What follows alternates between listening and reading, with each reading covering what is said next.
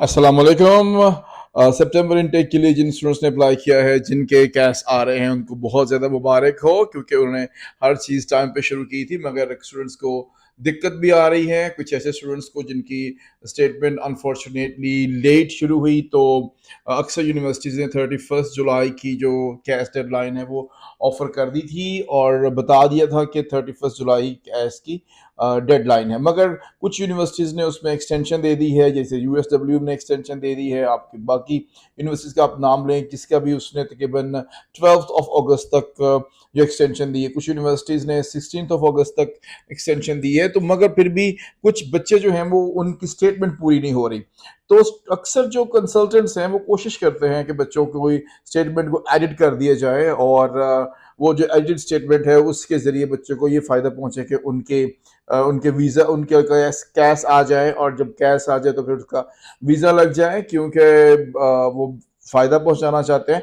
मगर आजकल जो यूनिवर्सिटीज़ हैं, उन तमाम यूनिवर्सिटीज़ ने स्क्रूटनी बहुत बहुत ज़्यादा सख्त कर दी है, और जो एडिटेड स्टेटमेंट है वो एक्सेप्टेबल अब नहीं है।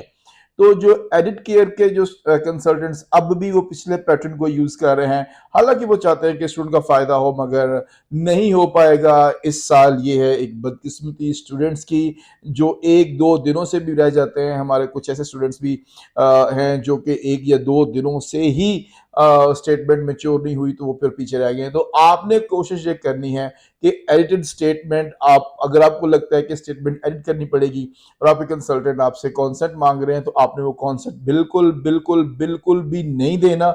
इससे गुरेज आपने करना है, क्योंकि यूनिवर्सिटीज़ अब बैंक में फ़ोन करती हैं और चेक करती हैं कि इसकी स्टेटमेंट कब शुरू हुई, उसमें कितने पैसे आए, कब आए, और इस वक्त वो कितनी मेच्योर है। अगर उन्हें किसी भी चीज़ में शक व शुबा गुजरता है और उन्हें लगता है कि जो स्टेटमेंट उनको दिखाई गई है वो और जो बैंक में स्टेटमेंट मौजूद है उसकी जो डेट्स हैं उनमें डिफरेंस है, तो वो वीज़ा आपका जो कैश है उसको होल्ड कर लेते हैं। इवन ऐसा भी हो रहा है कि वो जो आपने फ़ी जमा कराई थी, वो भी आपकी फ़ी जो है आपको रिटर्न नहीं होगी, वो जुर्माने के तौर पे ज़ब्त हो जाएगी। तो ये बहुत बड़ा लॉस है, क्योंकि पेरेंट्स बहुत मेहनत करते हैं, मेहनत करके वो उनके ड्रीम्स होते हैं, वो अपने बच्चे को सपोर्ट करके आगे लेके जाना चाहते हैं। तो कोई छोटी-सी गलती भी आपके रास्ते की बहुत बड़ी रुकावट ना बन जाए, इसलिए आपने एडिटेड डॉक्यूमेंट नहीं देना कहीं भी, ताकि आपकी जो फ़ी है वो भी बच जाए।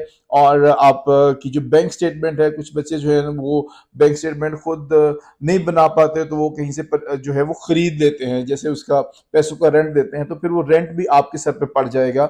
आप अपने जो इन्वेस्टर्स हैं उनसे बात करें, आप पहले कैलकुलेट करें कि क्या डेडलाइन तक आपकी स्टेटमेंट पूरी होती है कि नहीं होती। अक्सर ऐसा होगा कि डेडलाइन से बाद जाएगी, और कभी जो है वो डेडलाइन जो सेकेंड अब एक्सटेंड नहीं होती है। जैसे अंडर ग्रेजुएट जो स्टूडेंट्स हैं वो काफ़ी ज़्यादा नंबर में जाते हैं यूके की यूनिवर्सिटीज़ में, तो फिर उनकी जो डेडलाइन है वो एक्सटेंड नहीं की जाती। तो अब जो एक एक डेडलाइन फाइनल मिल चुकी है, उससे आगे एक्सटेंड होने की वो जो है वो उसकी उम्मीद नहीं है।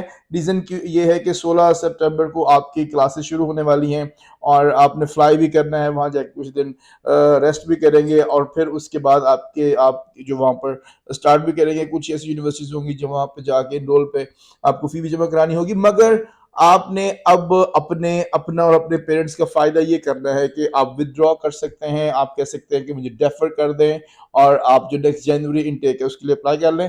मगर कभी भी आपने ये कोशिश नहीं करनी कि एडिटेड डॉक्यूमेंट्स जब यूनिवर्सिटी को दे दें। यूनिवर्सिटीज़ बहुत सख्त हैं, और पाकिस्तान के कुछ इलाके जैसे कि गुजरात, गुजरांवाला और मंडी बहाउद्दीन को तो वैसे ही बैन कर दिया है, और वहाँ के बैंक्स और एक-एक स्टूडेंट्स की स्क्रूटनी काफ़ी सख्त है। तो हमारी दुआ है कि अल्लाह पाक आपको कामयाब करे, और किसी भी ऐसी गलती जो आपसे अनजाने में हो जाए उससे बचा के रखे।